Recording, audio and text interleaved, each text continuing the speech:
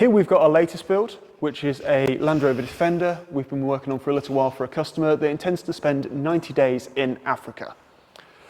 You're making this really easy for me, aren't you?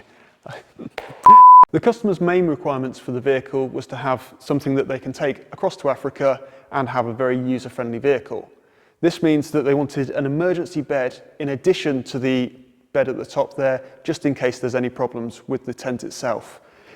They also required additional electrics, leisure battery, split charge, the usual things that you would have in a campervan. They've got a small 12-volt fridge in there, which is obviously running all the time. And in addition to that, they've got water storage, which is mounted in the rear wheel arch for fresh water. We'll show all of this later in the video. The vehicle has had a full insulation process to ensure that we can try and keep as much of that heat out and try and keep the temperatures down inside the vehicle. This has meant we've given it the full 3-stage process, which starts off with the Dodo sound deadening mat, the reflective backed liner, which also has a foam backing on it, and then any space we have left has the recycled plastic insulation. The aim with this is to try and sound deaden the vehicle a little bit more as well, as these from factory are quite noisy. This vehicle features several lighting options.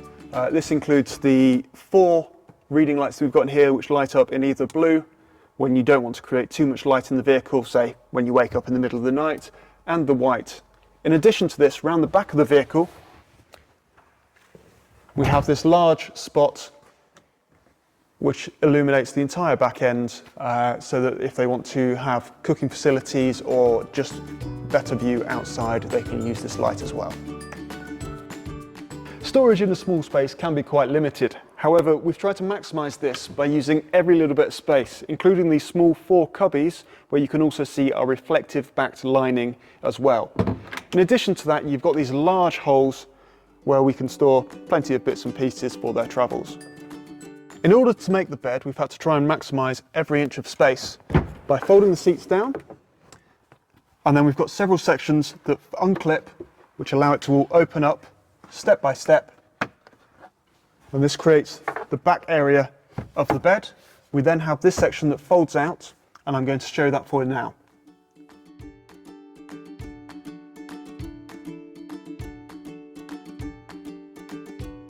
As you'll see, once made up, this makes a decent sized bed, admittedly a bit small for 2, but given the space that's actually allowed in the vehicle, this is quite spacious and still gives you full access to the storage here and also to the fridge.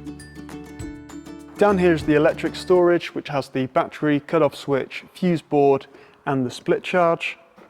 You'll also notice we've got the fridge here that opens up from this way and the essential bottle opener.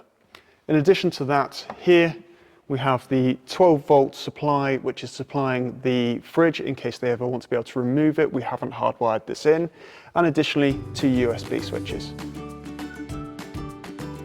So the water system on here has a fill-up point in the side, which is then goes in through the vehicle and down into this metal water tank that is mounted in the rear arch panel, not taking up any of the internal space. That is then gravity fed out to this here, and there you have your fresh water.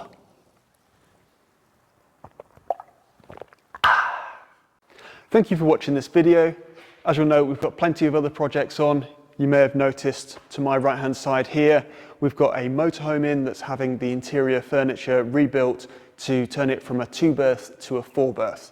Additionally, under the sheet there is something very special, and we will get to that in a later video. Thank you, and if you enjoyed this, please subscribe and like.